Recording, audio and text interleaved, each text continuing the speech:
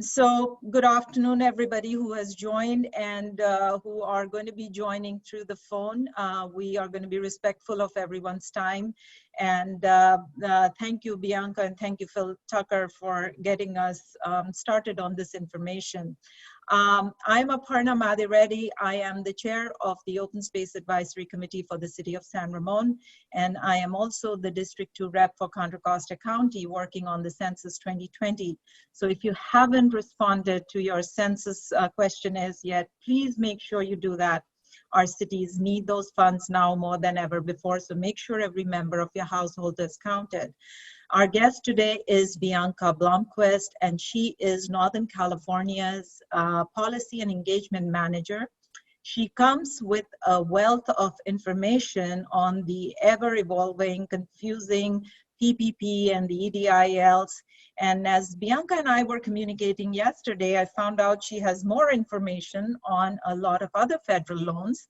So I picked 3, and I requested Bianca to talk about those 3 loans, which I felt were going to be helpful. So if we have time, she'll go in depth, or she will just do an overview, and we can request her to come back at some later point and do another presentation. A few house rules. So last week when I was getting these questions, there were just a few coming from business owners, and I was responding as much as I could, getting the information from Phil Tucker, who is from Congressman Swalwell's office. He has been so helpful, so proactive in getting me the information on time that I was able to forward. But then came a time where I felt this was beyond my realm of understanding, and I asked people to just send me the questions. I would either forward them to Phil or have an expert come and talk about this. And as of even 1 hour before this presentation, we had 87 questions. I was filtering those out, making sure we're not repeating. So one person about 45 minutes back said she got answers, so I took out 3. I still had 84 to work with. So I felt it's better to repeat the questions than eliminate something and not have the information there. But I will be listening to what Bianca is saying and filtering out questions if she's answered them. If you have questions during the presentation, because we have more participants, so please text me your questions and I will ask them. 925-330-0533. 925-330-0533. We will make sure to get all your questions answered. And if there are more questions left, I will either forward it to Phil Tucker, who can forward it to Congressman Swalwell, or I can forward it to Bianca, or we can request Bianca to come back. That's the only way we can get all the answers and information. I have to thank a few people who made this possible today. Definitely Phil Tucker, thank you so much for making this happen, for helping us, helping me get this information out to the community. He is with Congressman Swalwell's office, and I really appreciate his help and his input whenever I need it. Bianca Blomquist, thank you for making yourself available today, for giving out this information. 2 ladies who have been working tirelessly behind the scenes the last 2 or 3 days trying to get the information out through social media, through every channel they possibly could. Anne Reed and Tatiana Milter, I could not have done this without you. Thank you so much for your help. And in the last 24 hours, talk about us being in this together. A gentleman named Srinivasa Manapragada. He is recognized by the California Governor's Office and is the Executive Director and Cultural Ambassador for the entire Indian American community in the US and Canada. He belongs to the Telangana American Telugu Association. He got the word out to the entire Northern California region. So this presentation is now going to be recorded and sent to a number of organizations and agencies just because of his efforts, and I have to recognize those organizations. The California Governor's Office, FOG, Dr. Ramesh Chopra, Consulate General of India, San Francisco Dakshin Group, the Women's Entrepreneur Telugu Association, Kannada Kutta, Bay Malayali, Kerala and Malayali Community, Liban Matthew, the Rajasthan Association of North America, Bay Area Telugu Association, Silicon Andhra, and the American Indian Association. So Bianca, you can see how much there was a need for something like this, and we so appreciate you being here today. So over to you. Please help us with understanding everything about everything. Thank you. Thanks everyone for your patience in advance. You know, we're all using new platforms, and these are all new ways of informing the public about the different services that are available. Hi, my name's Bianca. I manage outreach operations in Northern California for a nonprofit called Small Business Majority.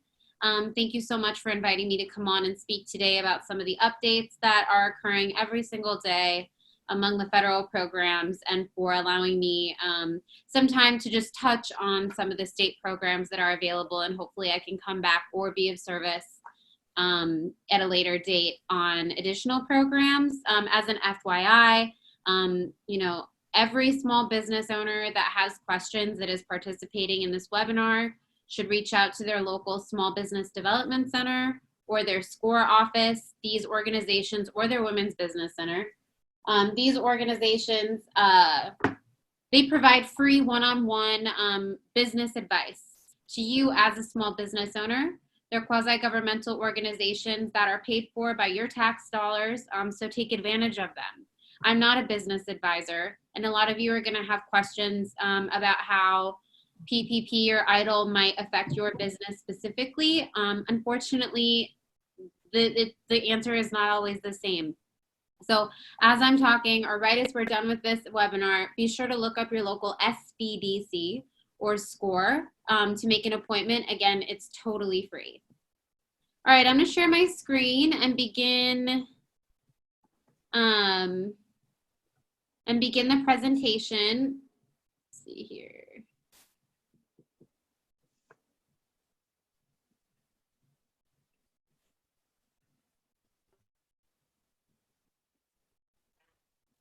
Okay.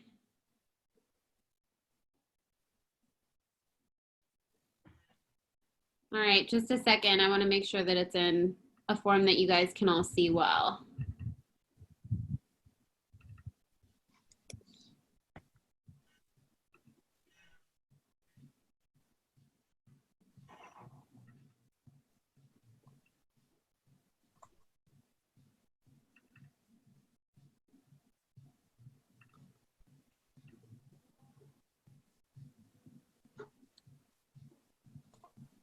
All right, bear with me.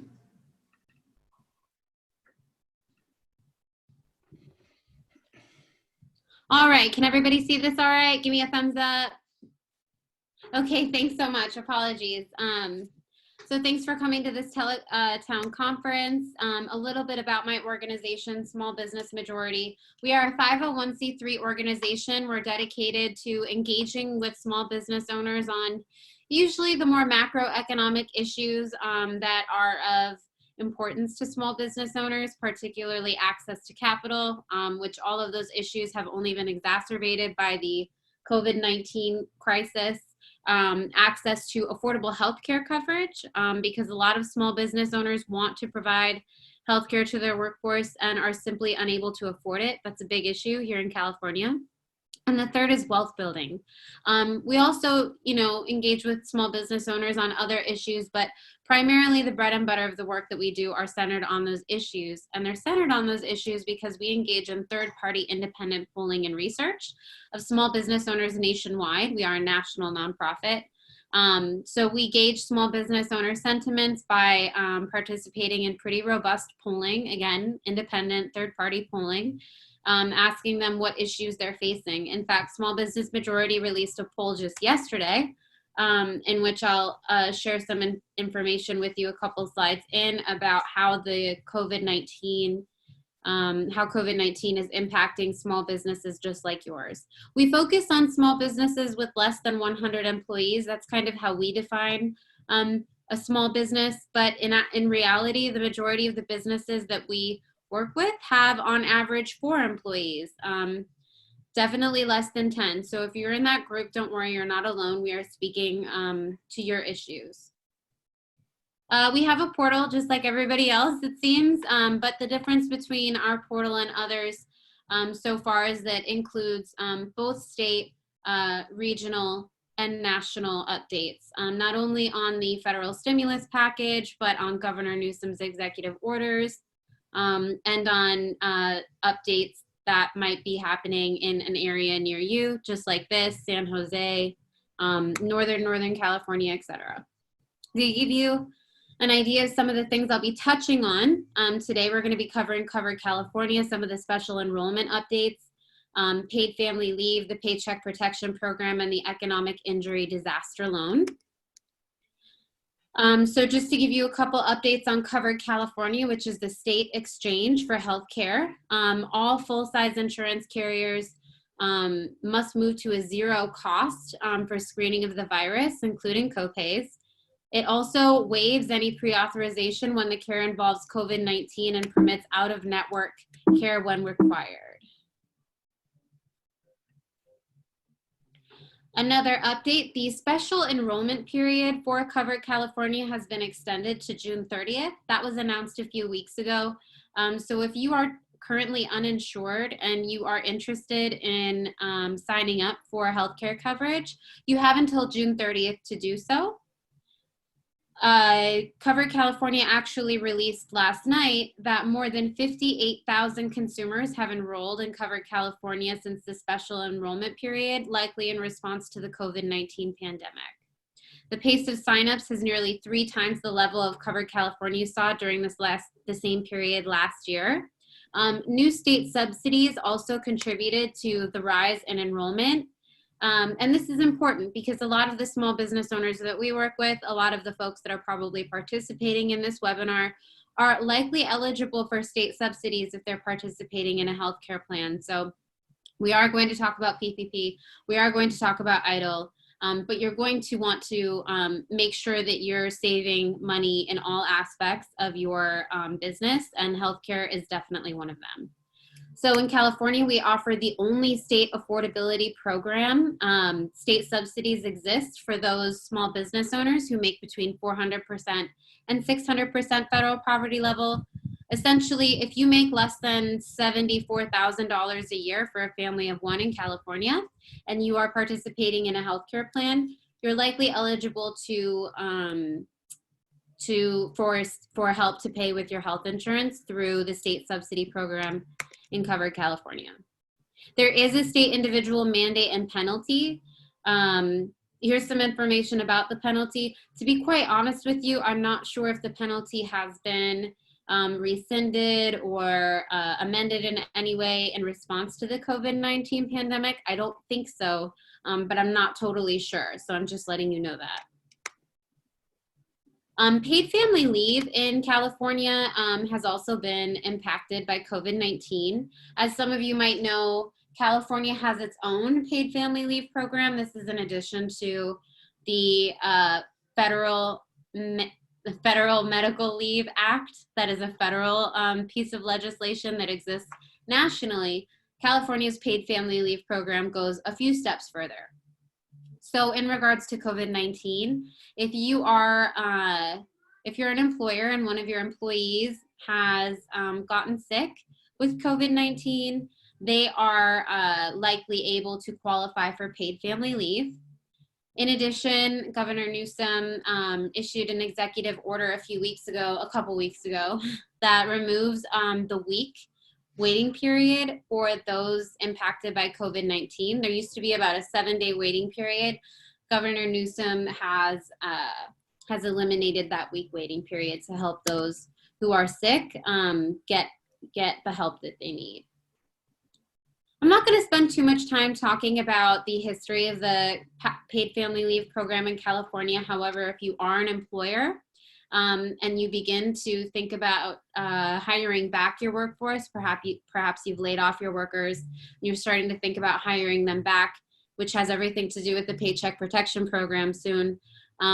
Be sure that you educate yourself on the California Paid Family Leave Program, because just by following the law, you as an employer are knowledgeable and technically participating in the California Paid Family Leave Program. So if I was an employee or a potential employee and I was looking at some of the benefits that are listed on my application, knowing that my employer is knowledgeable and equipped to point me in the right direction, regarding paid family leave issues is probably a benefit. Some of the outlines of the paid family leave program that a lot of small business owners aren't aware of is that employees pay into paid family leave every paycheck through their state disability insurance. So when an employee takes paid family leave, they are pulling from the state disability insurance pool. You do not have to pay your employee when they leave for paid family leave. Now, the employee is only eligible to receive between 60 and 70% of their wages. So if you as an employer would like to make that whole, you can do that, but you're not required to. So it's something that employees can take out of a fund that they pay into on their own without costing you anything. This is a helpful chart. By the way, I'll be sending this to folks after the presentation, so no need to scramble and take notes. You can refer back to this at any time. I already mentioned the benefits to small businesses. Again, it's funded entirely through worker contributions. It's not something that you pay into as an employer. Many small businesses that can't afford to offer paid leave, like their larger counterparts, I know a lot of you compete for employees with larger companies that have a more robust benefits package. This helps you compete for the best employees. And again, it's definitely something you should begin thinking about as you enroll in the Paycheck Protection Program or submit your EIDL loan applications. Okay, so this gives you an idea of some of the information that we're prepared to offer to you. California's paid sick day policy is a law in California. Essentially, for every 30 hours worked as an employee, I am entitled as an employee for every 30 hours worked up to 1 hour of paid sick leave. You as an employer can offer more if you like, but the bare minimum is for every 30 hours worked, 1 hour of paid sick leave per employee. How to use the paid sick days, writing verbally. This goes over some of the requirements that are associated. Some additional resources we have on our website regarding paid family leave and paid sick day policy in California. Okay, and we are going to dive into the Paycheck Protection Program. So I covered California, and I covered paid family leave because, again, these are programs in California that are affected by the Paycheck Protection Program. Right on the onset, I'd like to let you know that if you are paying for workers' medical benefits while they are furloughed or temporarily not working, or they're working or at home, or whatever the case may be, the medical benefits are an eligible expense under the Paycheck Protection Program. So a little bit about the genesis of the stimulus package. There was phase 1, there was phase 2. Phase 2 notably included the FFCRA, which is the Families First Coronavirus Relief Act. The biggest takeaway from the FFCRA was an extended and expanded Family Medical Leave Act. Again, one of the reasons why I wanted to let you know about paid family leave. If you have workers that are out sick due to COVID-19, or they're taking care of someone with COVID-19, or they're taking care of a child who no longer has access to daycare because of COVID-19, reach out to us. There are options available to you through the Treasury Department of Labor in the form of tax credits. All right, into the bread and butter of what we're going to be talking about today, the CARES Act, which was phase 3 of the stimulus package. The two main provisions in the CARES Act that are most important to small business owners like yourself are the Paycheck Protection Program. That was the larger chunk. That was about $349 billion allocated to the Paycheck Protection Program. And the smaller portion was the Economic Injury Disaster Loan Program, also known as the EIDL loan, at about $20 billion. So you have the $350 billion, and then you have the $20 billion. And it's important to remember one is larger and one is smaller because of scale. And it helps inform your understanding of why they chose to disperse those funds differently. Phase 4 we're working on. I'll chat a little bit more about this later, but Congress is not done. They are working on another part of the stimulus package. It could total $1 trillion. If you're a small business owner and you've already signed up for the Paycheck Protection Program, you've already submitted your EIDL loan application in through the SBA website, and you haven't received your funds, you're not alone. A lot of folks are frustrated by those bottlenecks, and those bottlenecks are exactly the reason why we at Small Business Majority are working very hard to make sure that cash assistance is included in the fourth phase of the stimulus package, direct cash assistance to small business owners to avoid all of the roadblocks that we're running into now. I mentioned that poll that came out yesterday. I'm just including one slide on that because I found it very compelling. But a majority of small business owners say that the CARES Act was a good first step, but 92% of small business owners say that the federal government needs to provide cash assistance to small business owners if they're going to survive the COVID-19 crisis. All right, Paycheck Protection Program. So if you're not familiar with this program, don't worry. Reach out to me at any time in this process, or more preferably a small business development center. The Contra Costa SBDC is a great resource. They are actual business advisors. I'm not a business advisor. I'm a policy nerd. It's very different.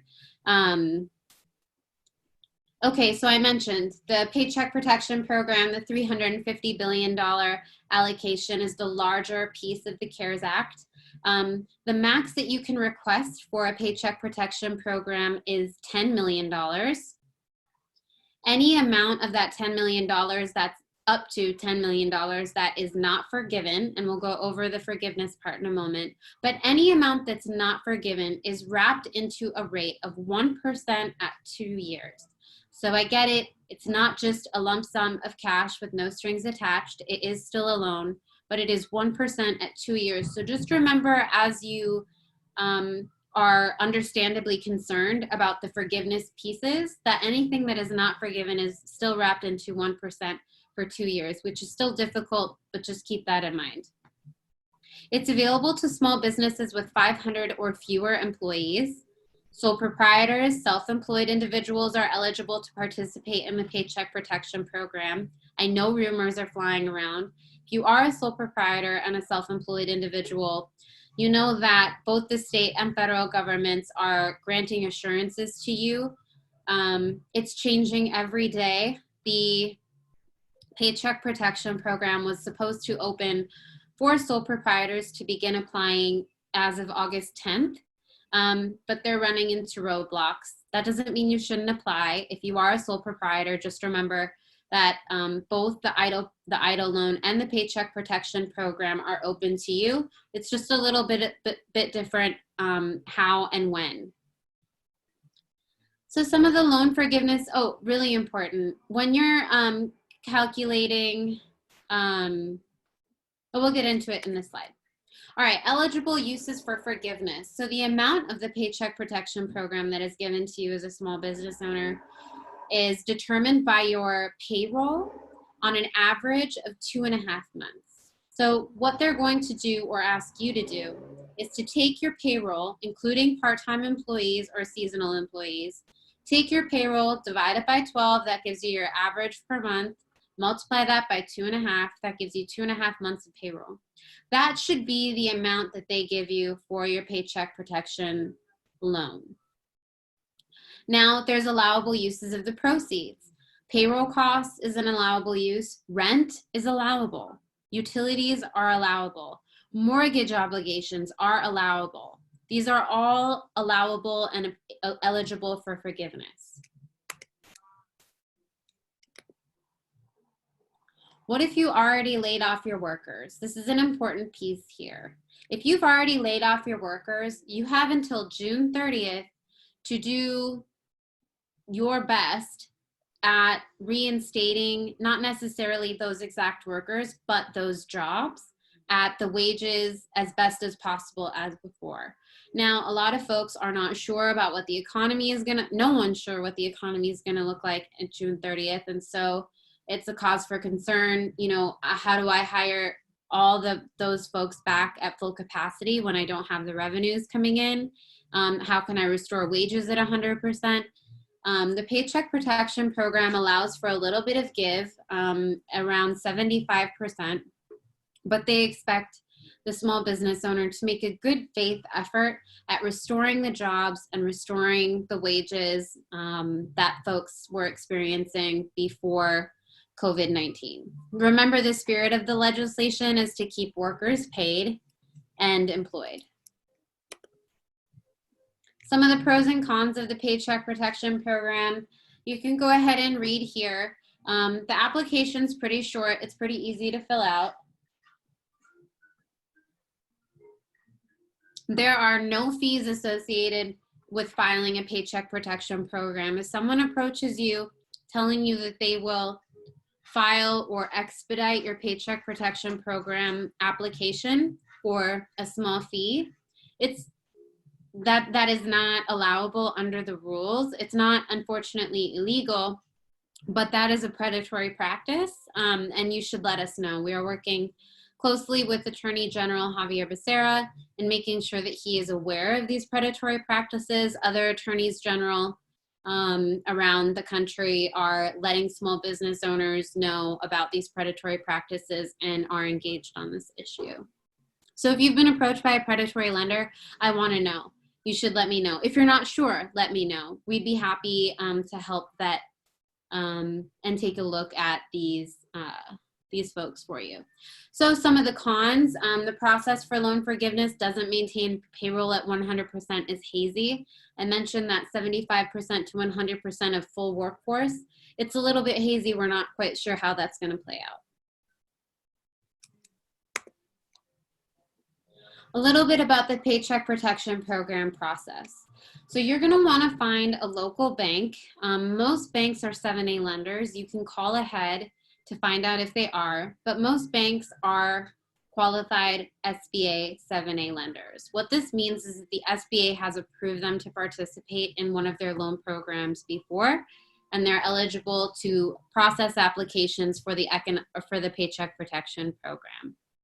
What we're finding is that many national banks are unwilling or unable to participate in the Paycheck Protection Program process. If you have a relationship with a credit union, again, with a community bank, business, personal, whatever, give them a call. They're likely developing a list of folks to process. Ask that you can be added to that list.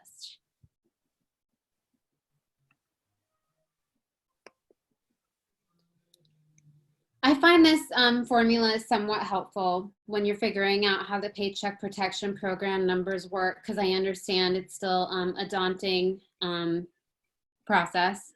So you start out with your total payroll, and you have to subtract any ineligible compensation. So one of the pieces of an example of ineligible compensation is salary over $100,000.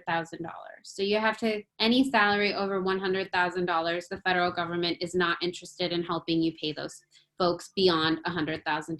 So you take your total payroll and you subtract any ineligible compensation. That gives you your payroll. You take that payroll and you divide it by 12. That will give you per month your average payroll. This is a good reminder. We offer our webinars in Spanish. I apologize, I haven't translated this. We offer all of our outreach in Spanish as well. And we're working closely with the SBDC in the South Bay to offer our services in Vietnamese and a couple other additional languages too. So you divide it by 12 and that gives you your average payroll per month. You then take your average payroll and you multiply that by 2.5. That gives you 2.5 months of average payroll. That determines your loan size. So the 7A lender that processes your Paycheck Protection Program application will then give you that, presumably give you that loan size. Now what do? This is an example of Vestidos de Sandra. She has 15 employees. Her average payroll is $540,000 at about $3,000 per employee, plus benefits. Medical benefits are covered under Paycheck Protection Program, dental, medical, etc. So she has the $540,000 and then she minuses the $20,000. That gives her $520,000. That's the total payroll. The total payroll divided by 12, that gives her the average payroll. The average payroll multiplied by 2.5, that gives her her total loan size. So she gets the total loan approved of $108,333. The total salary is $72,000. The rent is $3,500 a month. So for 2 months, it's $7,000. Utilities, $3,000 at $1,500 a month. And she spends materials for clothes, $10,000. Everything that is here is in green is an eligible expense. These are the portion of the total loan that is forgiven. The part that is ineligible for forgiveness is the $10,000 materials for clothes. If you own a coffee roasting company and you buy a piece of equipment, that is not an eligible expense for forgiveness. So remember, anything outside of that forgiveness piece wraps into the Paycheck Protection Program rate of 1% at 2 years. So she gets $82,000 that is forgiven, and then the remainder, $26,333, is calculated at the rate of 1% interest over 2 years. So some folks have already applied for an economic injury disaster loan, not capitalized. Some of the loans that existed for economic injury before this version that was passed on March 27th. For those folks, the provisions are backdated to January 30th. But if you applied for an economic disaster loan, injury disaster loan, an EIDL loan, if you applied for an EIDL loan before March 30th, you must reapply to be considered for the up to $10,000 loan advance that's associated with the newer version. So remember, this is the smaller piece this is the smaller piece of the CARES Act. The Paycheck Protection Program was the first larger piece. This is the smaller piece. Now, this one, the EIDL loan is only available for up to $2 million. And you apply for the EIDL loan directly through the SBA. So with the Paycheck Protection Program, you are going through intermediaries, different 7A lenders, community banks, Lendistry, nonprofit providers, etc. With this one, you just go to covid19relief.sba.gov. It's right there on the screen, covid19relief.sba.gov, and you fill out the application directly through the SBA. The rate that's associated with the EIDL loan is 3.75% fixed for up to 30 years. If you are a nonprofit, I know there are folks that are nonprofits that are probably participating in this webinar. The rate is 2.75% for up to 30 years. Oh shoot, I didn't move. Well, we're talking about the economic injury disaster loan. So how long does the application take? Well, it takes only about 10 minutes to complete. I've walked a couple of folks through that, couple family members through it. It's relatively easy and short to complete. It's pretty straightforward. We're hearing the decisions that folks who had applied for the economic injury disaster loan a little over 4 weeks ago are beginning to get approved for their economic injury disaster loan. Now, I know that the up to $10,000 is considered a loan advance, but we are not finding that folks are getting that money before they're getting the total EIDL loan approved. Another caveat regarding the up to $10,000 loan advance is that you don't need to take out the EIDL loan to keep that up to $10,000 loan advance. You can keep that up to $10,000 loan advance without accepting or even being approved for an EIDL loan. But you must apply for the EIDL loan in order to be considered for the up to $10,000 loan advance. If you have questions about how the up to $10,000 loan advance is calculated, it's up to $1,000 per employee. So I just talked to a small business owner that was approved for her EIDL loan at $15,000, and her loan advance she just received after she was approved for the $15K at $4,000 because she had 4 employees. This is a comparison chart between the Paycheck Protection Program and the Economic Injury Disaster Loan. To find an SBA approved lender, go to venturize.org. We're collecting organizations that are processing Paycheck Protection Program applications in which you don't need to be a member. So as I said before, a lot of community banks are participating in the Paycheck Protection Program. Reach out to me. I'm happy to let you know which ones I've heard of, but they've not been vetted in any way, and you likely have to open up a checking account. If you're interested in the organizations that are processing Paycheck Protection Program applications with no strings attached, or you don't have to open a checking account or anything, go to venturize.org. That's our free resource portal. It's essentially like a portable My Brain. All of the information that's on Venturize is vetted. So only safe and responsible lenders are featured there. All of the technical assistance is vetted, so we only include business organizations and technical assistance providers that have small business owners' best interests at heart. These resources are always free or super, super, super low cost, like cup of coffee low cost. So for California businesses, which I imagine all of you are, we also have a tool called Match Finder. Now, again, today's presentation is about federal assistance, the Paycheck Protection Program, and the Economic Injury Disaster Loan.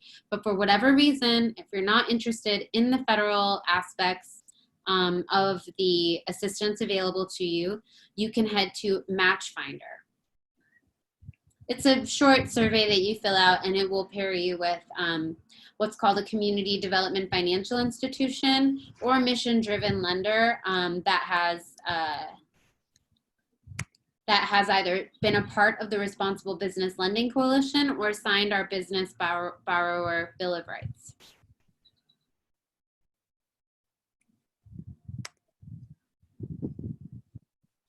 Something else I should mention, and it may or may not be reflected in Match Finder, it remains to be seen, but Governor Newsom also issued an executive order, I want to say last week. He announced an additional $50 million to be put into an agency of the state government called iBank. iBank serves to help small business owners that are most at risk of being left behind the Paycheck Protection Program and Economic Injury Disaster Loans. So iBank will be, and we're still not sure exactly how these funds are going to be distributed, but the iBank is dedicated to helping those folks most at risk of being left behind. In other words, undocumented individuals might be able to find help there. Folks who would otherwise be unbanked for whatever reason might be able to find some relief through the iBank, but unfortunately, I don't have any other information about how these funds will be figured out, but I do know that if you live in Northern California, there is a robust network of community development financial institutions, mission-driven lenders that are here to help and support small business owners. For example, Working Solutions, which is a community development financial institution, they specialize in giving loans to business owners of color at a micro level. So $5,000, $15,000, that smaller portion. And there are community development financial institutions that are equipped to help small business owners at perhaps the next level. Pacific Community Ventures, for example, Main Street Launch, Opportunity Fund can provide loans in the millions, really. But all of these organizations work to exist to help small business owners in that less than $250,000 range, when traditional lenders will typically step in and begin to lend to folks. This is my contact information. Feel free to text me. If you call, I probably won't pick up because I am probably talking somewhere. This is my email address. Feel free to send me an email with the more information, the better. How big is your business? How long have you been in business? Have you applied for a Paycheck Protection Program? I understand a lot of folks need help. This will help speed up the process. A lot of times, again, I will direct you to the Small Business Development Center, SCORE, Women's Business Center in your area. Those are the experts that, again, are there to assist you for free at any time, well, given that you make an appointment. So please reach out to those folks, and I am available for questions. Well, thank you, Bianca. That was a lot of information, and I did get questions as you were speaking. So I'm going to try and group them so we get maximum amount of questions answered. So let's go with the general one that has come in. Am I being overlooked due to the size of my business? Less than 30 employees, S Corp, we can't get any lender to take our completed PPP loan application. Our bank is Wells Fargo, and we gave them a letter of interest, but the Wells Fargo rep says to look elsewhere. What's going on? And I have 4 questions that came up similar to that. Sure. Would you like me to address this one? Yes, please.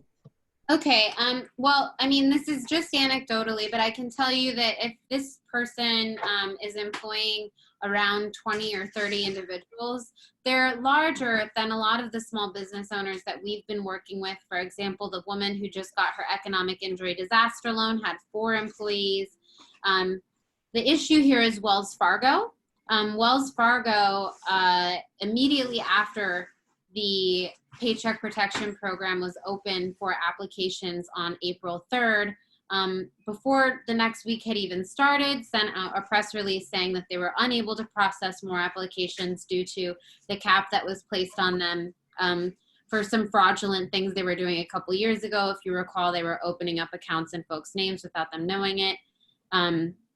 But regardless, a lot of the national banks have been, again, unwilling or unhelpful with a lot of the small business owners that need help. So I encourage this individual to reach out to their community banks. Again, community banks and credit unions are the folks that are stepping up and actually processing these applications. It's not a guarantee, but I think it has more to do with the lending institution than it does with his or her business. Okay.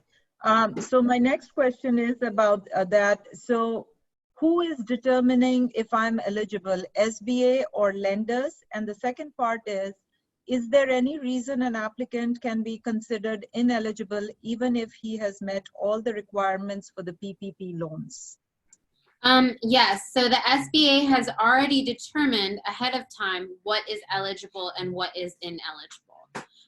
So the list that I provided in the PowerPoint presentation, rent, utilities, mortgage payments, payroll, medical benefits, these are all issued in the guidance from the SBA as considered eligible expenses already ahead of time. And then everything outside of that is considered ineligible and wrapped into that larger loan rate. And the second person asked, are there other reasons why I would be deemed ineligible? I can tell you that the SBA has has relaxed most of their requirements that typically keeps folks from banking with the Small Business Administration. So having to be in business for 1 year, for example, that's been waived. Personal guarantees, that's been waived. But it still doesn't mean that the SBA EIDL loan or the Paycheck Protection Program are going to be enough to help these folks. A lot of undocumented individuals are feeling ignored and left behind. This is exactly why Governor Newsom announced the $50 million into the iBank last week. Again, we're still waiting on more information about that, but I think that it's safe to say that where the federal government is perhaps not being as responsive to certain constituencies, that Governor Newsom's administration is stepping up to fill in some of those gaps. Okay, thank you. The next one is my rent, utilities are much more than 25% of the proposed PPP CARE Act. This may be true for large companies who have big amounts of payroll, but for small business like mine, this formula is not practical. SBA needs to review this again. Is this something that's going to happen, or is this just finalized the way it is? Yeah, that's a great question. So just remember that outside of 25%, That's wrapped into that rate of 1% at 2 years. So just remember, it's still a loan and it's still not the best, but it is wrapped into that. But yeah, as I mentioned, we are working on phase 4 of the stimulus package. We're working with Congress. Unfortunately, these have been closed door, as you can imagine, closed door sessions. There isn't much that many elected policymakers can do. But we are engaging in sign-on letters. We're collecting stories. I mean, frankly, you know, Congressman Khanna, for example, has little interest in what I have to say, but he wants to hear from small business owners in the community about what's going on. Congressman Swalwell wants to hear about small business owners in the community. So if you have a story to share, if you want to get involved, it's not too late. Submit a story, work with me. We'd love to connect you with policymakers and media opportunities to elevate these issues. So the question related to another person's question was, is there a definite reopening date that will be announced soon, or is this still going to continue for a while and people have to keep looking at options to apply for these loans, even though they're not hearing back after the first round of applications that they put in?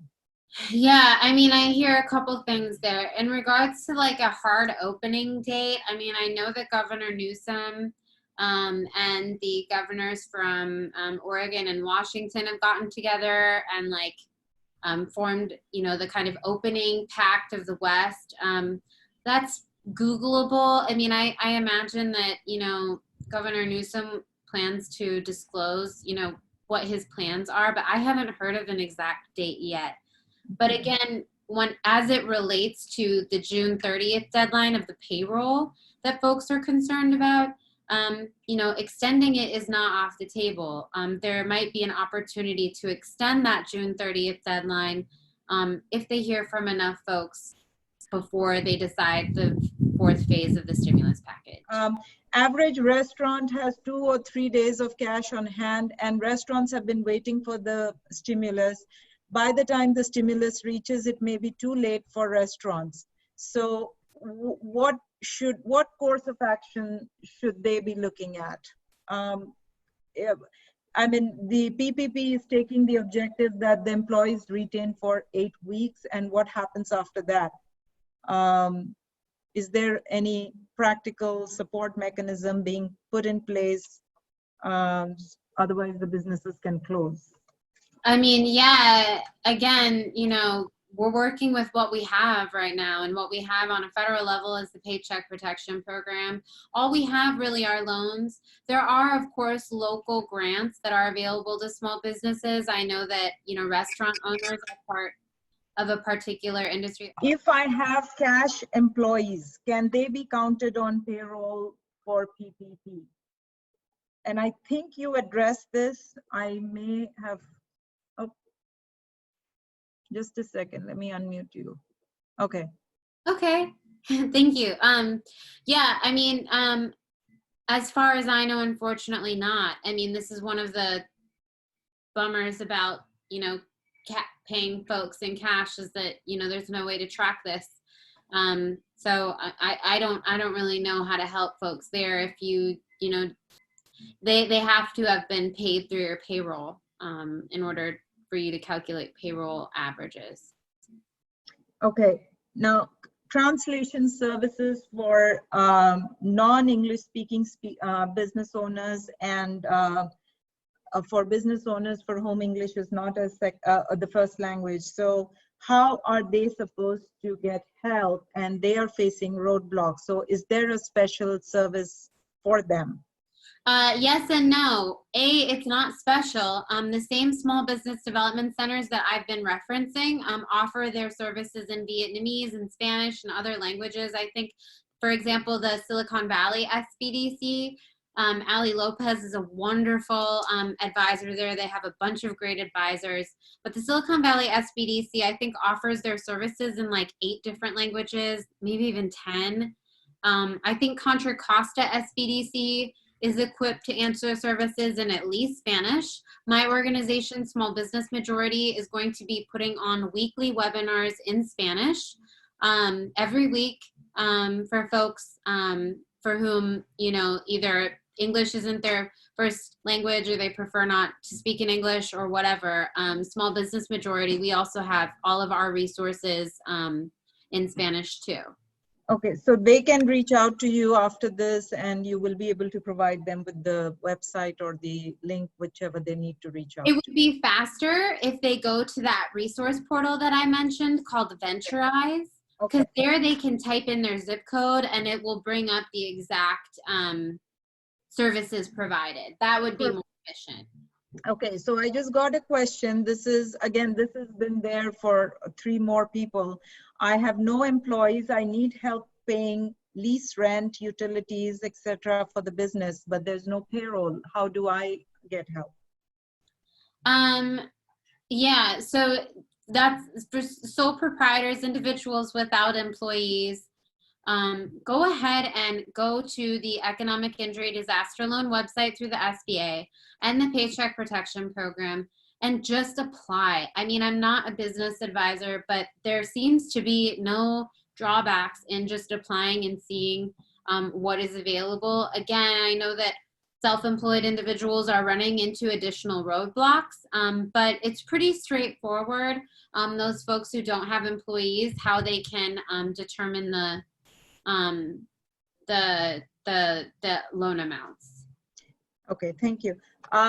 I received $1,000 from the EIDL. I was under the impression that it would be more than that. I am self-employed and was counting on more than that to pay for my expenses. Will this have to be repaid, this amount of $1,000?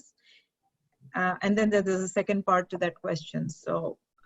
It sounds to me like the $1,000 was part of the loan advance. That person would have to clarify. But if it was part of the loan advance, then no, it does not need to be repaid.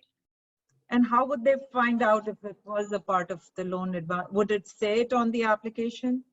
Okay. Yeah, in the application, so they are approved for the EIDL loan, and then they receive the loan advance. And I don't know what like it looks like because I haven't applied for it, but there is a way to distinguish from what I've heard from folks. So there's another part to this question, but since the application came up, there was a question. What is the time frame process from initial to secondary application? How long will I have to wait before my loan is processed?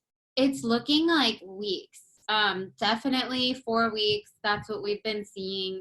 Folks who applied literally on March 30th or even before that are beginning to see some portion of their loans. Remember that I am I'm hearing from folks that are receiving their EIDL loan amount and their loan advance later. So it depends on what pieces too. But I am hearing that the economic injury disaster loans tend to be happening faster than the Paycheck Protection Program applications are. Would you be able to give an approximate time frame? Is it 2 weeks, 3 weeks? How long do they have to wait? The SBA guidance says 3 to 4 weeks. 3 to 4 weeks. Is this process different for non-US citizens and green card holders? Yes, it is different. Any website they can go to, any resource they can look at?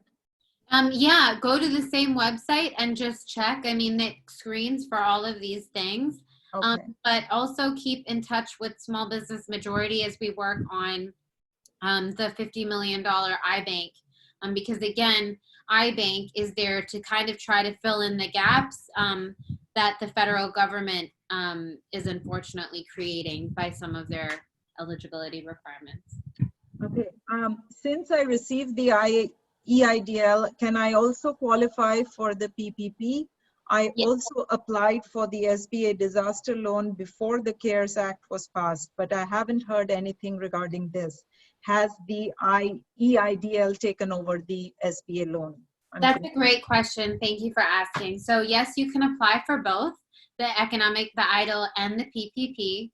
I encourage folks to apply for both. If you applied for the economic injury disaster loan before March 30th, before the CARES Act was passed, are likely, I don't think you are eligible for that up to $10,000 loan advance, because that was a provision that was passed on March 27th. So if you applied for an economic injury loan through the SBA before March 30th, I don't even think there was an option to click that they were interested in the loan advance portion. So they will need to reapply for the loan advance.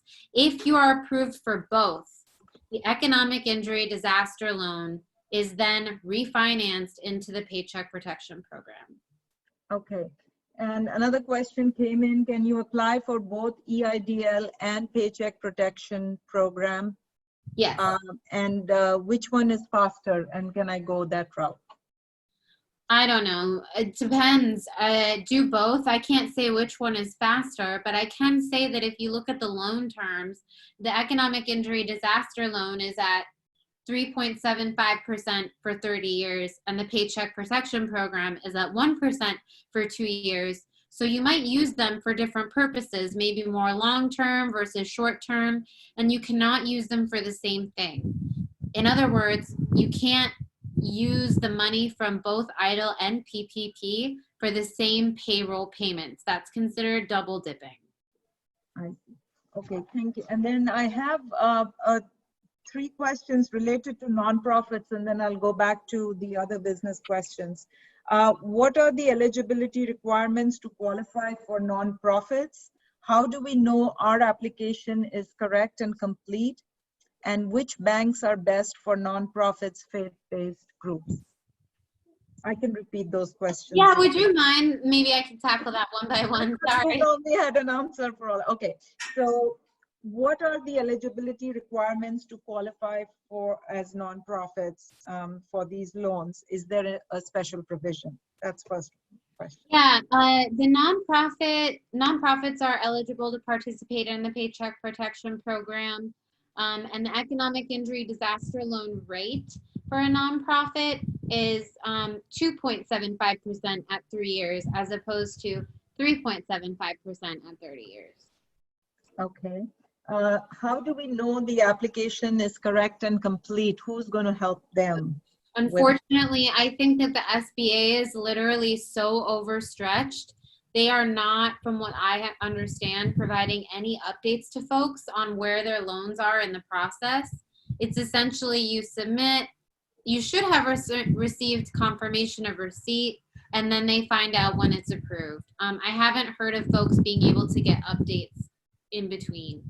Okay, I have to announce my phone number once again. I'm seeing some hands raised and I cannot unmute. So 925-330-0533. Please text me. I saw a hand raised. I'm sorry I can't unmute it. It's giving me a lot of trouble. 925-330-0533. And I'll go to the next question.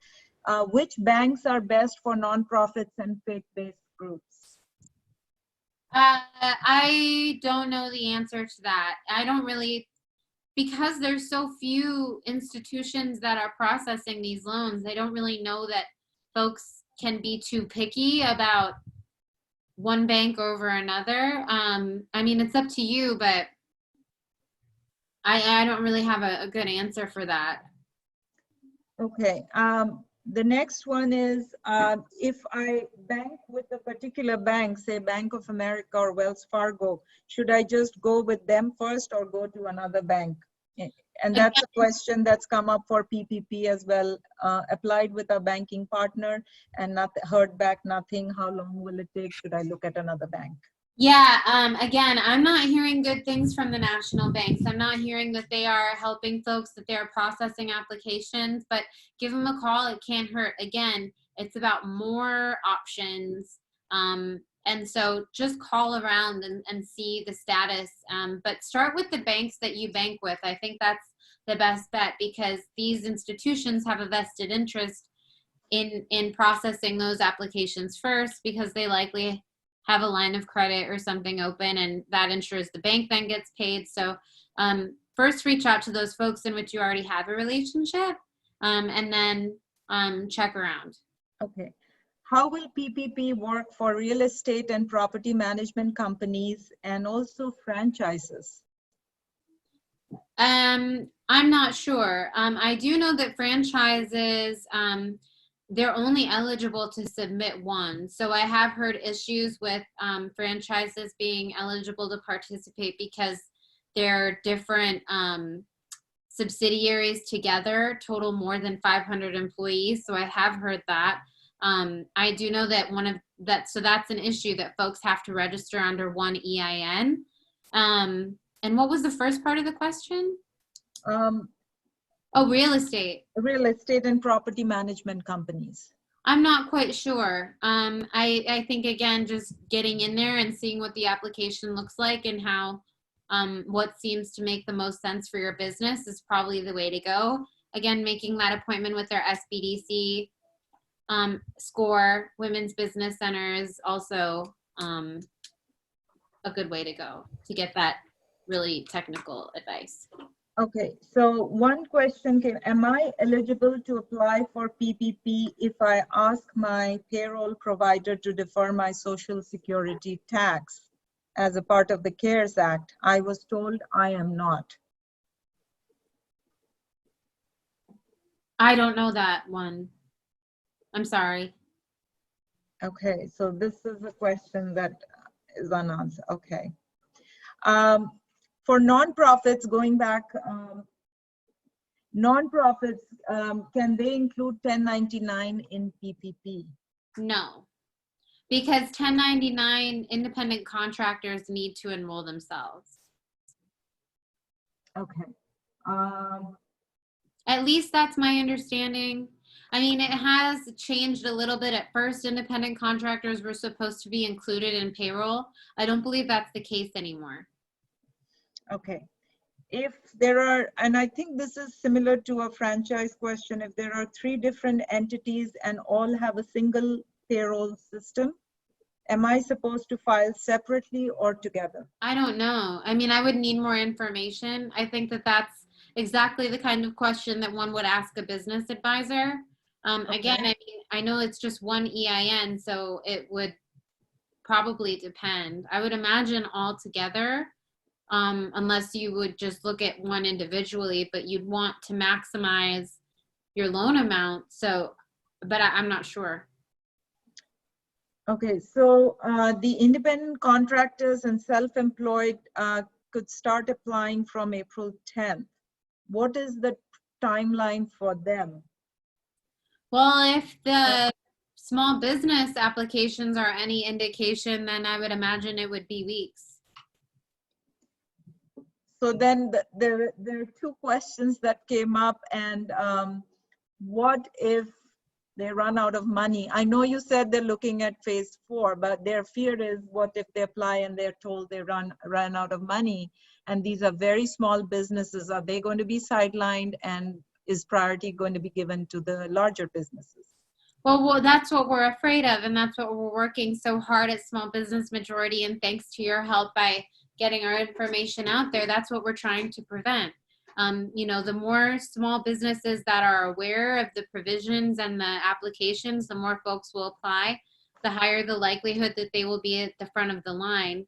But again, I mean, we're relying on a traditional banking sector to help small business owners that have been ignored by the traditional banking sector for the exact same reasons as they're being sidelined now. So, I mean, there are the nonprofits that are stepping up to help process some of these Paycheck Protection Program applications.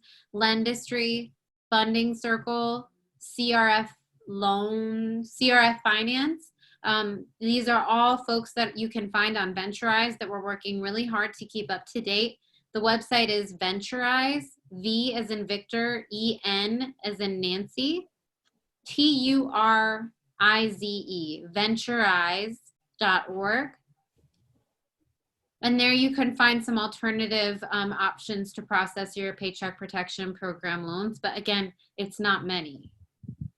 Okay, unless I get any more questions, I have 3 that have not been addressed. Food, again, this is going back to restaurants. Food inventory, bars with open wine bottles had to be thrown out. Is that something that will be covered as a loss? I would imagine so. I mean, if that's the goods that are sold, I'm not sure. So they would have to get that information when they're applying, and somebody will be there. When they're applying, and again, when they make that appointment with the Small Business Development Center, I can't stress enough that this is exactly what an SBDC is there for. Okay. They're business advisors, and they're free, and they're available to chat. So maybe then the next question would also be in that category. Sanitization of spaces is an extra cost of labor and materials. How is that going to be covered? And their imminent future will not be able to accept the increase in prices to offset those costs. So who's going to help them with that, and which loan would cover? I guess this is again a question for the business advisor. Yeah, and it also sounds like some of these folks are beginning to look beyond June 30th or even, you know, a little bit into the future, and everyone is going to need to revisit their business plan. They're going to need to develop contingency plans for all of this, and these are all things that small business development centers, SCORE advisors will help you do, but you need to revisit your business plan. And the last one would be, again, businesses that cannot sustain but have personal guarantees, would they be allowed to come out of lease agreements? And otherwise it will force business owners eventually to go bankrupt if that's not something. And is that something you are working towards, or is this something that has come up in conversations in the recent past? Unfortunately, because of capacity issues, we're not able to get too involved on municipal and local issues like that. But that would be something that your city council would be interested in hearing about. So Governor Newsom released, you know, he issued an executive order a while ago urging different localities, counties, et cetera, to impose moratoriums on commercial and residential evictions. But he doesn't have the power with commercial lease agreements to rescind or make null or do anything like that. So it's always an option to ask for a deferral. It's always an option to ask for an abatement. Remember that they're different. On April 20th, we have a webinar with an organization called Start Small, Think Big on understanding commercial lease agreements, and we are absolutely going to take into consideration everything that's been happening with coronavirus. There are options out there if you think that that's a little bit over your head. And again, an SBDC, they will sit down and look at commercial lease agreements and help you devise a contract that works for you. Okay, so are you going to send that information to me about the webinar on April 20th? Yeah, absolutely. And again, it's on our website at smallbusinessmajority.org. I'll send you all of the upcoming webinars that I'm participating in, but I have 2 colleagues in Southern California. I have a colleague in Central California, and we are all working around the clock, and we're national, to put these webinars on. So a lot of our information applies to many folks. So if you'd like the most accurate info, head to our website. Wonderful. And there was one more I missed. How about for businesses owned by women and minority groups? How are they, what help is available? Which website, which resource should they be looking at? And that's my last question. No, thank you. That's a great question. At Small Business Majority, our mission statement is to help business owners of color, is to help business owners that are women, business owners that live in rural areas. That is in our mission statement. Community development financial institutions are typically nonprofit alternative lenders that are certified by the Treasury Department to lend to specific populations, typically business owners of color, women, veterans, etc. And women's business centers are funded partially through the SBA. Women's business centers are also particularly equipped to help women business owners, veterans, technical assistance centers for veterans, etc. Okay. I think one of the viewers asked about veterans. I think you got the answer for veterans. She just addressed that. One more question came in. Can I use the PPP calculation of the loan basis compensation that my payroll provider gave me? Is that that's something I asked you? I think I didn't, or did I ask you this? So about their payroll provider? Yes. So can I use the PPP calculation of the loan basis compensation that my payroll provider gave me? Yes. I mean, I think that would be probably the most efficient way of doing it.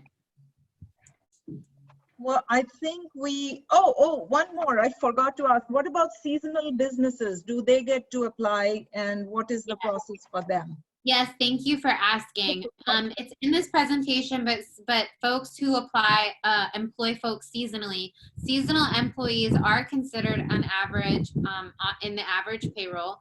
You just take a certain portion of time, and I have the exact information in my slide deck, but between a certain number of dates, and then you can average it that way. But seasonal employees are absolutely accounted for in average payroll. Okay, thank you. I'm glad I saw that. I would have missed that question. So after struggling with a few banks, I went to PayPal because they've been approved to give loans. It was a breeze. Like, I would highly recommend people going to PayPal and trying to apply through them. They made it incredibly easy. I just had to fill out the form, upload some information. Right before this call started, I got an email from them telling me that I've been approved and the money should go into my account sometime soon. Now, I haven't seen the money, so there's probably a 0.1% chance it's fake, but I don't think so. So I just, because I tried with my banks and it was super frustrating trying to get through. So if you haven't done this yet for the Payroll Protection Act, I'd highly recommend checking out PayPal. And I don't work for PayPal. Thank you. I saw that PayPal was accepting, and Intuit QuickBooks is also going to be accepting, but they haven't yet. Yeah. No, I'm going to try that PayPal. Yeah, Intuit, Square, QuickBooks, they have all announced that they are either in the process or have been approved to process Paycheck Protection Program loans.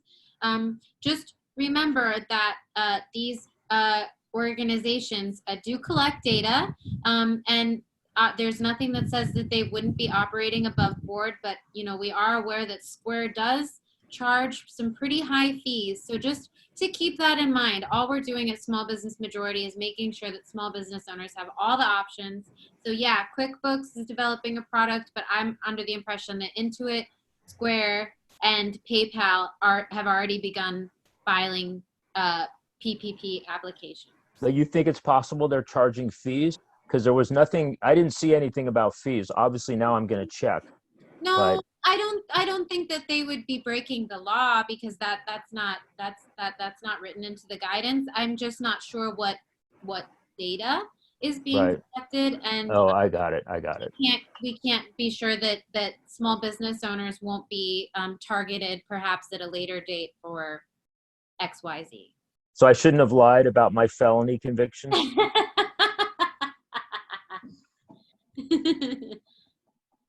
Anyone else? Anyone else has any questions? Hey, Aparna, this is Sohail. I have a quick question. Yes.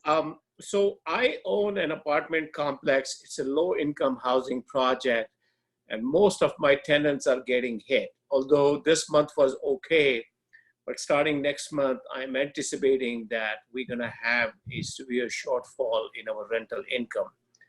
The question is, am I qualified?